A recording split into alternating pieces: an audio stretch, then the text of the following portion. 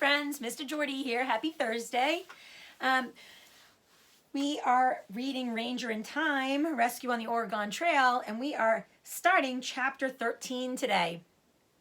And when we left off yesterday, Pa had got knocked into the water, and they were trying to see if they could find him. So it was kind of a little bit scary, but we're going to read to see how that whole episode ended. So, Grab the Rope is the name of this chapter. Behind Ranger, the air was full of screams and cries, splashes and neighs and snorts, but Ranger ran straight for the wagon. He had seen Rope earlier when Mom and Pa prepared the wagon for the ferry crossing. Where was it now? Ranger jumped onto the tailgate and climbed between two barrels of flour. He spotted a rope that secured a trunk to the side of the wagon, but when he bit the end and tugged on it, the knots only pulled tighter. There had to be more rope that was strong and long enough and not all tied up to something. Ranger jumped over a wooden trunk and sniffed at the tools that hung along the sides of the wagon. Iron, steel, rust. Finally, he smelled something else, fiber and sweat, and found a thick coil of rope tucked behind the crate of dried fruit. Ranger clamped his teeth on the rope and tugged as hard as he could. The rope came loose. Ranger took the end in his mouth, leapt from the wagon, and ran for the riverbank. Lizzie held Isaac in her arms and clutched Amelia's hand. Sam was with Ma, practically holding her up, as they shouted to Mr. Harrigan over the raging water. Dr. Loring called to the other men for help. Ranger raced up to Sam and thrust the rope at his hands. "You brought rope?" Sam grabbed it, but Ranger tugged one end back and plunged into the water. With the rope in his teeth, he swam past Mr. Harrigan and Bess toward the place where he'd last seen Pa. The air was wet and full of smells, horse sweat and river plants and fish. Ranger caught the scent of death, too. Rising up from the water, there were bodies down there, but Pa was still alive. Ranger could smell him. His scent got stronger as Ranger let the river carry him farther downstream. But there was no sign of Pa in the water, and Ranger was getting tired. The current fought against him. It tugged at his rope and whipped a loop around his legs. He had to kick them free to keep swimming. It got harder and harder to keep his head out of the water so he could see. Ranger knew he couldn't last much longer. He'd have to let go of the rope and swim to shore. He'd have to rest and breathe and try again. But would Pa's alive and fighting smell still be strong then? The rope jerked tight. Ranger almost lost it, but he clamped his teeth down hard and held on. Ranger felt the water rushing past him. He had run out of rope. Sam held tight to the other end on the bank. Ranger couldn't go any further without letting go. Ranger struggled to lift his head. He couldn't see Sam or Mr. Harrigan anymore, but he caught a splash in the water, just a dog's length or two away.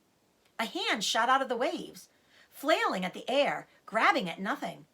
Then, for a flash of a moment, Ranger saw Pa's terrified face, gasping for breath before he was swept underwater again. Ranger kicked as hard as he could back upstream. He had to battle the current to move even the tiniest bit. The rope scratched his mouth and his tongue. The river slapped at his face, but Ranger swam as hard as he could. Finally, his paw touched something solid, the rough, wet fabric of Pa's shirt. Pa's arm jerked away, and then his head popped out of the water. He coughed, taking in great, desperate gulps of air. His arms flopped and flapped and slapped at the river as he tried to stay afloat. The rope. Ranger swam closer. "Here," he thought, "take it." In the swift water training with Dad and Luke, the person had taken the rope right away. Ranger had been watching from the boat. The rope came and the person grabbed it and got saved. But this was different. Training hadn't smelled like this, like fear and panic and coughed up river water. Ranger swam right up beside Pa, kicked him in the shoulder, and poked him in the ear with his nose. Finally, Pa's eyes focused on the dog, and then, yes, he lunged at the rope. Sam must have seen Pa's hand close around it, because right away the rope pulled tight again. Ranger wasn't sure Pa was strong enough to keep hanging on, so he tried to swim beside him. But Ranger was exhausted, and the current was strong. It was starting to pull him away from Pa, away from the rope and safety. Pa flung an arm around Ranger and held him tight until they finally saw Sam tugging on that rope. There's a picture of them being pulled in by Sam. Sam cried when he finally saw his Pa. He and Dr. Loring pulled Pa and Ranger all the way into shore until the water was shallow enough for Pa to crawl. Then they splashed out to help him onto dry land.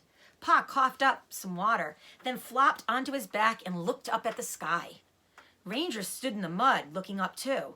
It felt like something should happen. He'd rescued Pa. Would Luke come and take him home now? But then he heard the words, "Good job." It was Sam's voice, not Luke's. "You're such a good boy." Sam put his face close to Ranger's. "I love you, dog." Ranger loved Sam too, but he was still all wet. Ranger shook water onto Sam and everyone laughed. Nothing had ever sounded so good. Later, when all the clothes were hung up to dry, Ma gave Ranger that slab of bacon she'd promised him. "You deserve that and more, dog." She patted him on the head and Ranger woofed down the meat. But Sam wasn't eating. Ma raised her eyebrows. "Did all that adventure steal away your appetite?" Sam shrugged. He'd been quiet all night, and Ranger thought he felt warm. Maybe too warm. Ranger sniffed at Sam's temple and whined. Ma squatted down next to Sam and put her hand to his forehead. Ranger felt the air change again. The smell of fear was back even before it crackled out in Ma's voice. "Get the medicine chest, Lizzie. He's burning up." And that is the end of chapter 13. So, Ranger saved the day and rescued Pa from the water. So that was really super exciting. And we will start up on chapter 14 tomorrow, which is called Fever Dreams. So I think that Sam might be getting sick from being out in all that water and the wet. So we'll have to see about that for tomorrow. So you friends have a great afternoon. Mr. Jordy will see you again tomorrow.